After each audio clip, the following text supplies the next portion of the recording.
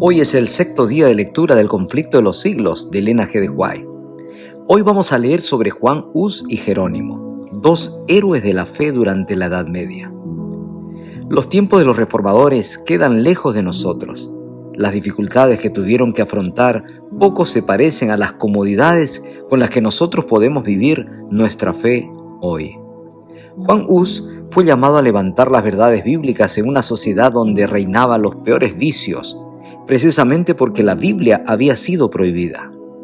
El Papa había declarado que el Omnipotente se complacía en que se le rindiese culto en una lengua desconocida, y que el haber desatendido esta disposición había sido causa de muchos males y herejías. A pesar de ser sacerdote, Hus pudo leer las obras de Wycliffe y sintió una convicción que lo alejaría de Roma. En aquel tiempo llegaron a Praga dos artistas ingleses que pintaron dos cuadros en la plaza principal de la ciudad. Dentro de uno de los cuadros se podía ver al humilde Galileo en su entrada triunfal a Jerusalén, rodeado por sus discípulos. En el otro cuadro se podía ver una de aquellas majestuosas y deslumbrantes procesiones papales. La mansedumbre de Cristo contrastaba con el orgullo y la arrogancia del Papa. Los cuadros hicieron una profunda impresión en la vida de Hus y lo indujeron a estudiar con más empeño la Biblia y los escritos de Wycliffe.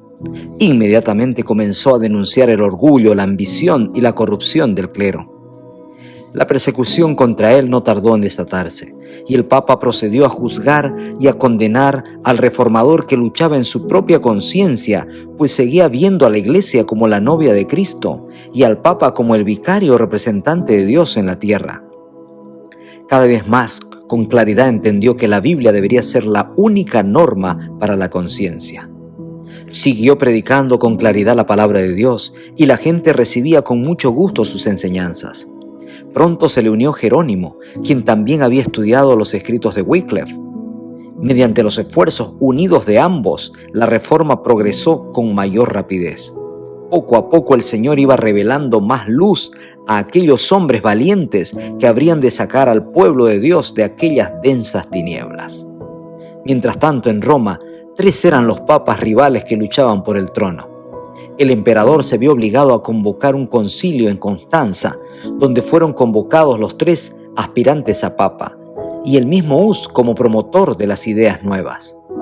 El peligro para la vida del reformador era evidente, y aunque viajó protegido por el rey de Bohemia y por el mismo emperador, Hus encontraría en ese lugar, en ese concilio, su muerte.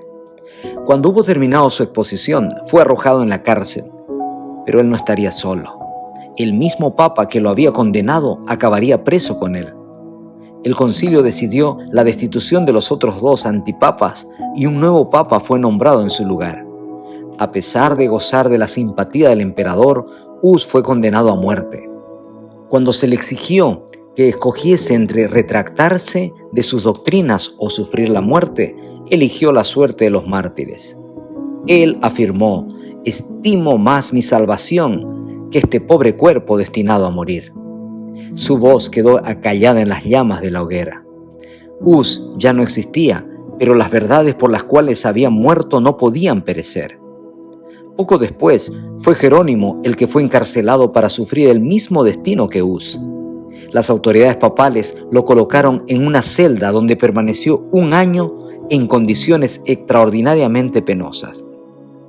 Lo obligaron a retractarse y Jerónimo, debilitado por la enfermedad, accedió a lo que le pedían, hasta que su conciencia le hizo tomar una decisión.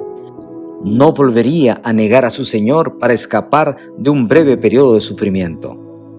En breve se falló sentencia de muerte contra él.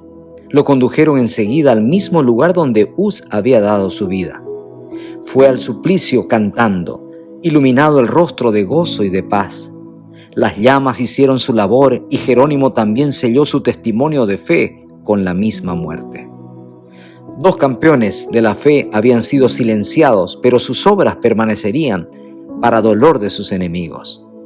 La obra papal no había terminado. No contentos con acabar con los reformadores, también declararon la guerra a aquellos que los habían apoyado. Los príncipes de Bohemia habían denunciado la ilegalidad de los juicios que habían sentenciado a muerte a Hus y a Jerónimo, por lo que el Papa organizó una cruzada contra Bohemia. Varias veces intentó Roma papal conquistar la ciudad con grandes ejércitos, a los que se les prometió la absolución y el cielo, pero una y otra vez fracasaron en su intento. Como en el pasado, los que no se consiguió por la fuerza, se conseguiría por la astucia del engaño. A pesar de todo, la luz de la verdad brillaba cada vez con más fuerza en Europa, como también quiere brillar hoy en nuestros corazones.